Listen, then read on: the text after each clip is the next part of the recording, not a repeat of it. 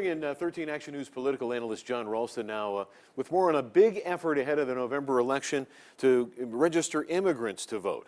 Yeah, register a lot of immigrants. There's also a citizenship project going on. There's a new group, though, this cycle, unlike any I've seen previous cycles, called Immigrant Voters Win. It's a collection of progressives and union activists dedicated to registering voters, getting them out to vote. Some of these voters are difficult to motivate and find, but there's never been this concerted and coordinated an effort. I talked today with the group's leader, Francisco Morales, and I asked him about whether this was less about ideas than pure partisanship.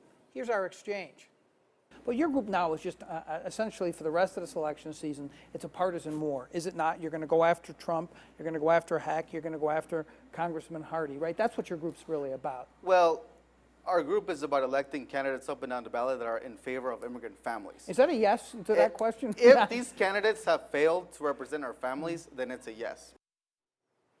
So they're already out, these folks, canvassing voters every day, and there are a lot of people behind this. And it is, as I mentioned there, Steve, it's about the presidential, Senate, and congressional races. They could make a big difference in those races. Yes, they could, and these are progressive organizations. Seeing anything like this on the right? Well, there is a great organization on the right that's been registering voters for the Republicans called Engage Nevada. The Republican Party itself finally has some help from the Republican National Committee, but Engage Nevada has been trying to essentially stanch the bleeding. The Democrats have a much better organization, and they have the natural organizations like unions to help. The Republicans don't have those, but the Democrats have about a 75,000 voter registration lead in the state. That's not insignificant. So the Republicans are starting to learn a little bit about the Democratic playbook. Imitation is the sincerest form of flattery in this case. Especially if it works. Exactly. All right, thanks, John. You bet. Tricia.